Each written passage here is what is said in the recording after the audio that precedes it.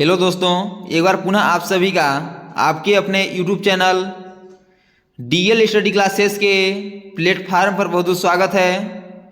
दोस्तों, आज हम एसएससी जीडी के प्रीवियस ईयर के एग्जाम में पूछे गए हिंदी के क्वेश्चनों को लेके आए हैं और यह हिंदी का आज प्रैक्टिस सेट 44 है और प्रैक्टिस सेट के इस वीडियो में उन्हीं क्वेश्चनों को सम्मिलित किया गया है जो कि हमारे प्रीवियस ईयर के एग्जाम में पूछे गए हैं और आने वाले एग्जाम में पूछे जा सकते हैं। तो जाके आप लोग एक बार इन सभी प्रैक्टिस सेट को जरूर देखिए ताकि आपको एग्जाम में क्वेश्चन को हल करने में आसानी हो और पता चल सके कि किस प्रकार के क्वेश्चन हमारे एग्जाम में पूछे जाते हैं।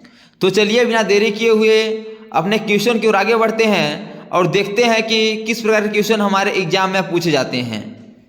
जिसमें पहला क्वेश्चन दिया गया है कि गुलाब सुंदर फूल है, वाक्य में गुलाब क्या है बताना है कि गुलाब सुंदर फूल है। इसमें गुलाब जो है यह कौन सी संज्ञा है? ऑप्शन है व्यक्तिवाचक, जातिवाचक, समूहवाचक या भाववाचक। तो जातिवाचक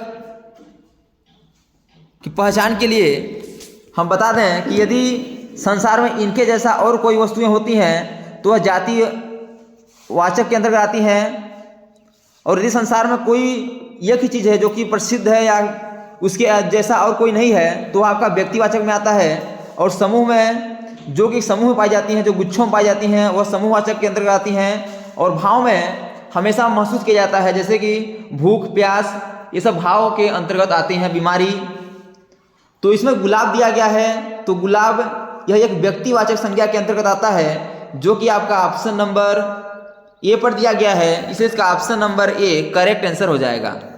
अगला क्वेश्चन दिया गया है कि फल का पर्यायवाची शब्द क्या है? बताना है कि फल का पर्यायवाची क्या हो जाएगा। ऑप्शन है फरेब, परिणाम, फड़ी या फिराक। तो पर्यायवाची का अर्थ होता है कि उसी के समान अर्थ रखने वाला शब्द। तो बताना है कि फल का पर्यायवाची क्या हो जाएगा। तो फल का पर्यायवाची आपका परिणाम होता है जो कि ऑप्शन नंबर बी पर दिया गया है, इसलिए इसका option number B correct answer हो जाएगा। अगला क्वेश्चन दिया गया है कि से अलगाव किस विभक्ति का बोध चिन्ह है? ऑप्शन संप्रदान, कर्म, अधिकरण या आपादान। तो संप्रदान की विभक्ति होती है को के लिए आपकी इसकी विभक्ति का चिन्ह होता है, और कर्म को इसका चिन्ह होता है, अधिकरण में पर होता है, और आपादान से जो कि अलगाव की स्थिति होती है। और क्वेश्चन में ही पूछा गया है, इसलिए इसका option number D correct answer हो जाएगा, आपादान। अगला क्वेश्चन दिया गया है कि इनमें से कौन सी वर्तनी शुद्ध है? बताना है कि कालिदास किस प्रकार लिखा जाता है। आपको 4 प्रकार से लिख के बताया गया है और बताना है कि इसमें से कालिदास कौन सा शुद्ध रूप लिखा गया है। तो कालिदास आपका यह इस प्रकार लिखा जाता है जो कि ऑप्शन नंबर आपका सी पर दिया गया है, इसलिए इसका option number C correct answer हो जाएगा। अगला क्वेश्चन दिया गया है कि गुणा केश के संधि विच्छेद हैं। बताना है कि गुणा केश का संधि विच्छेद क्या हो जाएगा। तो गुणा केश का संधि विच्छेद आपका हो जाएगा गुणाका प्लस इस, जो कि ऑप्शन नंबर सी पर दिया गया है, इसलिए इसका option number C correct answer हो जाएगा।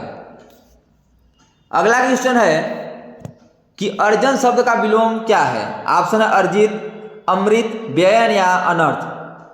तो अर्जन का विलोम हो जाएगा आपका व्ययन, जो कि ऑप्शन नंबर सी पर दिया गया है, इसलिए इसका option number C correct answer हो जाएगा। विलोम का अर्थ होता है विपरीत शब्द, विरुद्धार्थी शब्द और अपोजिट शब्द।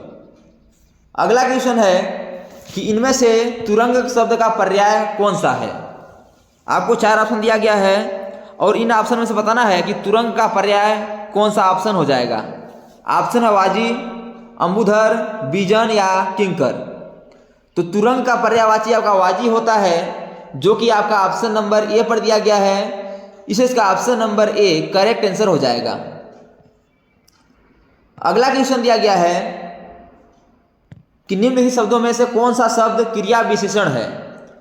क्रिया विशेषण अर्थात जो क्रिया की विशेषता बताता है उसे हम क्रिया विशेषण कहते हैं। बताना है कि चार ऑप्शन में से कौन सा ऑप्शन क्रिया विशेषण का एग्जाम्पल है। ऑप्शन सूर्योदय, नीला, विगत या धीरे धीरे। तो क्रिया विशेषण आपका धीरे धीरे में है, जो कि ऑप्शन नंबर डी पर दिया गया है, इसलिए इसका option number D correct answer हो जाएगा। अगला क्वेश्चन है कि मैं चलती थी, मैं का बहुवचन क्या होगा। तो मैं इसका बहुवचन आपका हम होता है, जो कि आपका ऑप्शन नंबर ए पर दिया गया है, इसलिए इसका option number A correct answer हो जाएगा। अगला क्वेश्चन है कि तुम यह काम मत करो। बताना है कि तुम यह काम मत करो, यह किस वाचक के अंतर्गत आ जाएगा। आज्ञावाचक, निषेधवाचक, प्रश्नवाचक या विस्मयवाचक। इसका करेक्ट आंसर हो जाएगा आपका ऑप्शन नंबर बी, निषेधवाचक। क्योंकि इसमें मना किया गया है कि तुम यह काम मत करो। जिस भी वाक्य में यदि मना किया जाता है तो वह निषेधवाचक के अंतर्गत आता है, इसलिए इसका option number B correct answer हो जाएगा।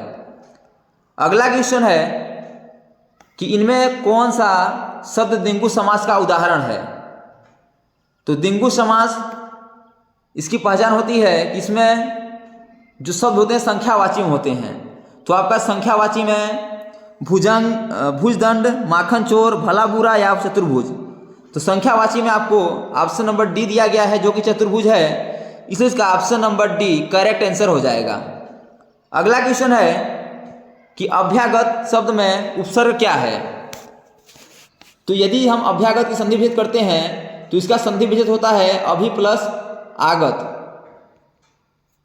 तो इसमें उपसर्ग की बात करें तो उपसर्ग आपका अभि है, जो कि ऑप्शन नंबर ए पर दिया गया है, इसलिए इसका option number A correct answer हो जाएगा अभी। तो दोस्तों, thanks for watching this video. यह वीडियो आपको कैसा लगा कमेंट बॉक्स में जरूर मेरा बताइएगा। और इसी प्रकार के ऑल गवर्नमेंट एग्जाम में पूछे जाने वाले GK, GS, math, reasoning, Hindi, current affairs व लुसेंट से संबंधित क्वेश्चनों को पाने के लिए हमारे यूट्यूब चैनल को लाइक, शेयर, सब्सक्राइब कर बेल आइकन को प्रेस करना भूलिएगा, ताकि जब भी न्यू वीडियो अपलोड हो सबसे पहले नोटिफिकेशन आता पहुंचे। तो आज तक के लिए इतना ही, मिलते हैं नेक्स्ट वीडियो में। तब तक के लिए जय हिंद, वंदे मातरम।